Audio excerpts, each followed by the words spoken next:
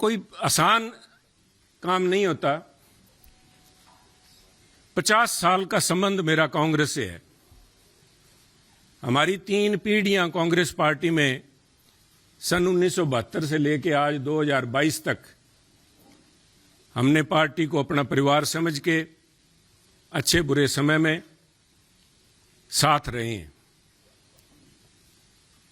और एक चीज जो मैं समझता हूं, जिसकी वजह से, जिस आत्मीयता से और जिस खुले दिल से बीजेपी के शीर्ष नेतृत्व ने और नड्डा साहब ने आज मिलने का मौका दिया, उसका सबसे बड़ा कारण था कि सुनील जाखड़ ने राजनीति को निजी स्वार्थ के लिए इस्तेमाल नहीं किया।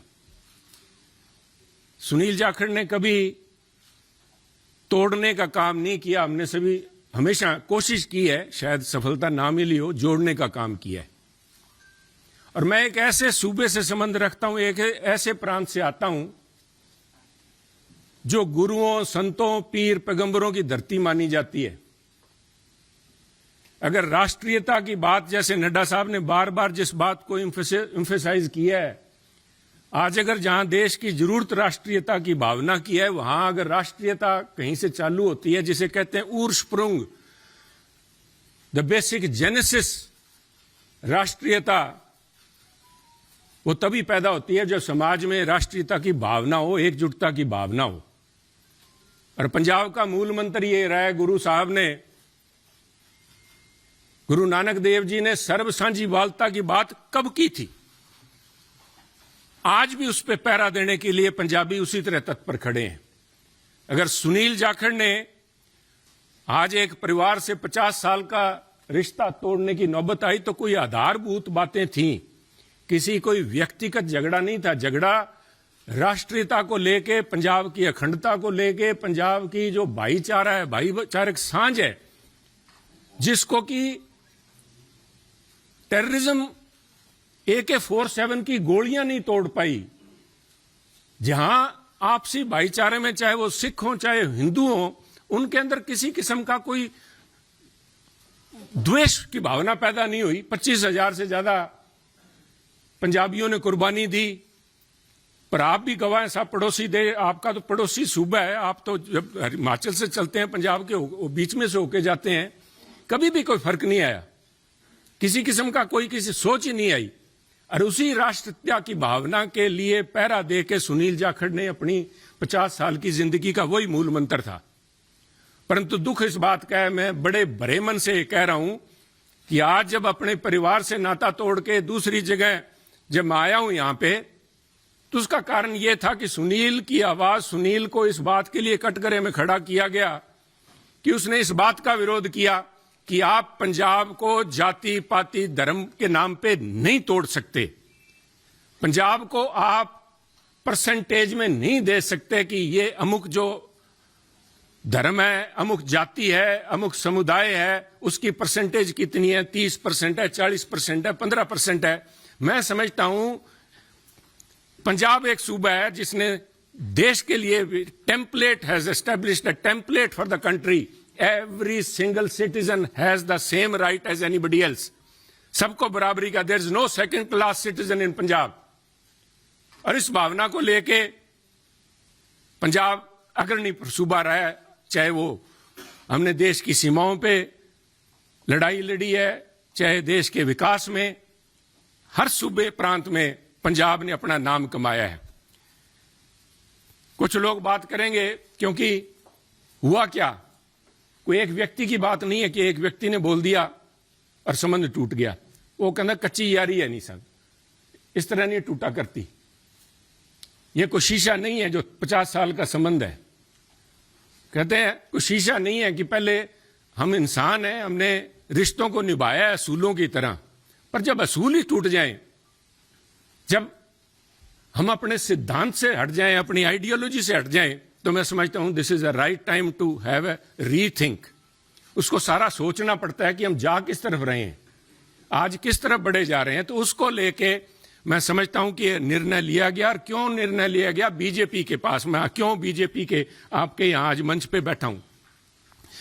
सब तरह तरह की अटकलें लगाई जा रही थी सुनील को लेके, कयास लगाए जा रहे थे, क्यों बड़ा स्वाभाविक था। जिस दिन से नड्डा साहब आपने देखा कि मैंने गुड बाय बोला, मेरी तरफ से तो गुड बाय 11 तारीख को, जिस दिन मैंने देख लिया कि आवाज़ के ऊपर पाबंदी लगाने के लिए नोटिस जारी किए जा रहे हैं, तो आवाज़ नहीं रोकी जा सकती। सुनील को आप पद से हटा सकते हो, किसी से दूर कर सकते हो, सुनील की आवाज़ गिरवी नहीं रखी जा सकती। आवाज़ राष्ट्रीयता के लिए उठेगी।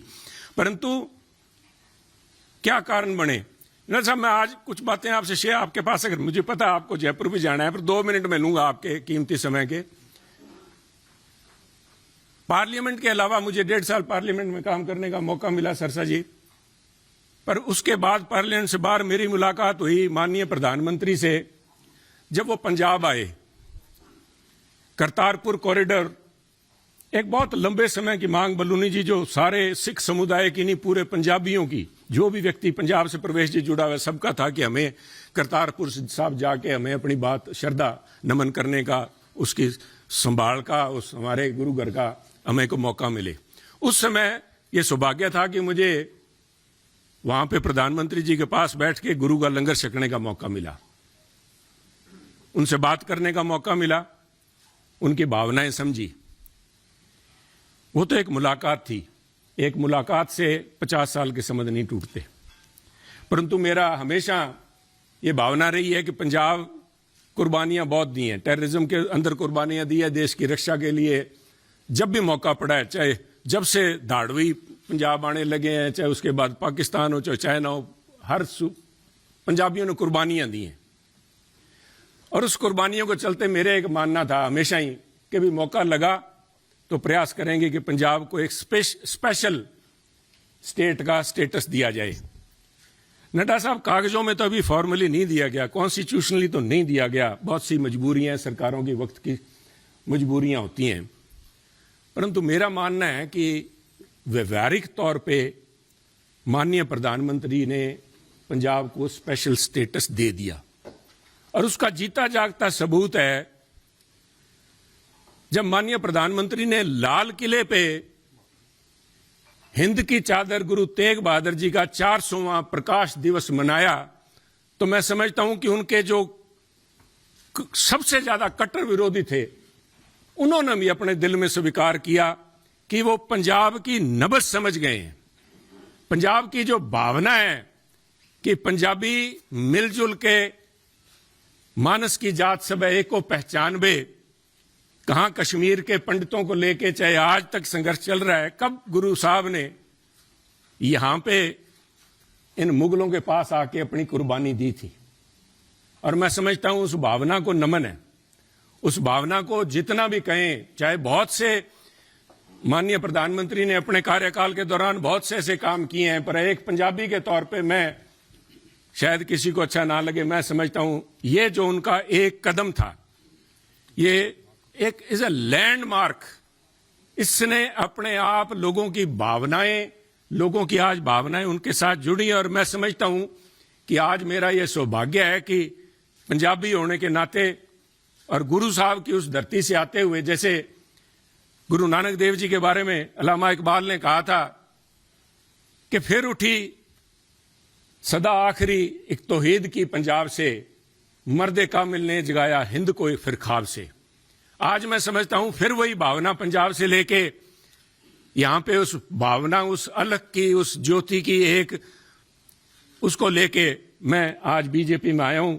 और मैं समझता हूं कि आप लोगों के सहयोग, आपके मार्गदर्शन, माननीय प्रधानमंत्री अमित शाह जी के मार्गदर्शन में अगर मैं रत्ती भर भी देश में और पंजाब के लिए उस अखंडता को कायम रखने में कामयाब होता हूं तो मेरा जीवन सार्थक मैं मानूंगा। आपका बहुत बहुत धन्यवाद। जय हिंद, जय हिंद।